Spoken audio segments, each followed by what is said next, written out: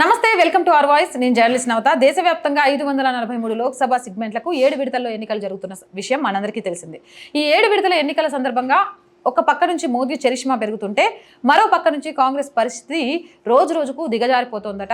అంతు చిక్కని అయోమయంలోకి వెళ్ళిపోతుందట. కారణం ఏంటి అనంటే, మోదీకి మద్దతుగా అనేక మంది అనేక పార్టీలు బీజేపీలో చేరుతూ ఉంటే కాంగ్రెస్ నుంచి ఒక్కొక్క నాయకుడు పార్టీని విడిపోతూ బీజేపీలోకి జాయిన్ అవుతున్నారట. విడిపోయే వాళ్ళు కూడా సరైన కారణాలను చెప్తున్నారట. ఏమని అంటే, కాంగ్రెస్ అనేది ఒకప్పటిలాగా లేనేలేదు, ప్రజాస్వామ్యాన్ని పూర్తిగా వదిలేసింది.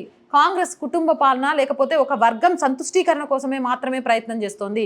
ఇక్కడ రాముల వారికి పూజ చేస్తుంటే కూడా సహించలేని రాజకీయ నాయకులు ఉన్నారు అంటూ ఆచార్య ప్రమోద్ కృష్ణన్తో మొదలేస్తే మొన్న ఆడపిల్లల మీద అత్యాచారాలు చేయడానికి కూడా ప్రయత్నం చేస్తున్నారు, అఘాయిత్యాలు చేస్తున్నారు అంటూ మహిళా నేతలు చెప్తుంటే సీనియర్లు ఒక్కొక్కరుగా కాంగ్రెస్ పార్టీని విడిపోతూ కాంగ్రెస్ పరిస్థితి రోజు రోజుకి 50 సీట్ల కంటే కూడా తక్కువ స్థానాల్లోనే గెలిచే అవకాశం ఉందని, ఇందులో రాహుల్ గాంధీ ఓటమికి కూడా సాధ్యం ఉంది అంటూ కూడా వార్తలు అయితే వస్తున్నాయి. అయితే ఈ వీడిన నేతలంతా ఒక్కొక్కరుగా మోదీ గొప్పతనాన్ని, బీజేపీ వచ్చిన తర్వాత భారతదేశంలో జరిగిన అనేక మార్పుల గురించి చెప్తూ బీజేపీకి మోదీకి పట్టం కడుతున్నారట. దీంతో సోషల్ మీడియాలో అయితే ఒక వార్త పూర్తిగా హల్చల్ చేస్తుంది. భారతదేశ వ్యాప్తంగానే కాదు, ప్రపంచ వ్యాప్తంగా మోదీ చరిష్మా పెరిగిపోతుంది. కానీ అదే టైంలో ఒక పక్క నుంచి కాంగ్రెస్ పరిస్థితి రోజు రోజుకు దిగజారుతుంది. శాంపి ట్రూడో వ్యాఖ్యలు కానీ, ఆయన రాజీనామా చేసినా కానీ ఆయన వ్యాఖ్యలే ఈరోజు రిజర్వేషన్ల విషయంలో కానీ లేకపోతే ఆస్తుల పంపకాల విషయంలో కానీ భారతీయులలో చాలా విషయాల్లో సందేహాలు కలిగాయని, ఇక్కడ విభజించు పాలించు అనే సూత్రాన్ని కాంగ్రెస్ పాటిస్తూనే వస్తుందని. ఎందుకంటే శాంపి ట్రూడో చిన్నోడు కాదు, ఇందిరాగాంధీ హయాం నుంచి పనిచేస్తూ వస్తున్నాడు. అలాంటి ఆయన ఇన్ని విషయాలను చెప్పాడు అనంటే ఇదంతా కూడా కాంగ్రెస్ భావజాలం నుంచే వచ్చింది, ఈయన బయట చెప్పాడు.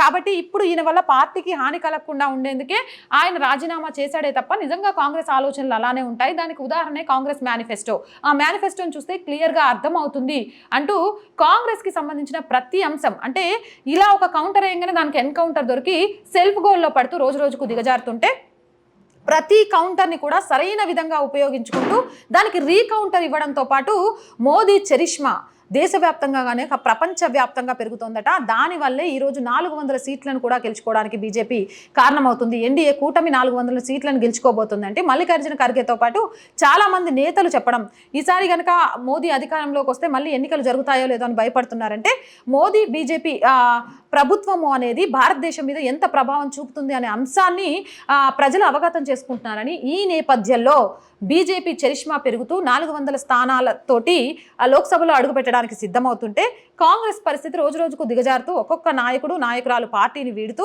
కనీసం 50 సీట్లైనా తెచ్చుకోగలుగుతుందా లేదా అనే పరిస్థితికి దిగజారిపోయింది అంటూ కూడా సోషల్ మీడియాలో అయితే వార్త హల్చల్ చేస్తుంది. మరి ఈ వార్తపై మీ అభిప్రాయం ఏంటి అనేది కామెంట్ సెక్షన్లో తెలియజేయండి. మోర్ వీడియోస్ కోసం మన ఛానల్ వెంటనే సబ్స్క్రైబ్ చేయండి. వీడియో నచ్చిందా లైక్ చేయండి, షేర్ చేయండి.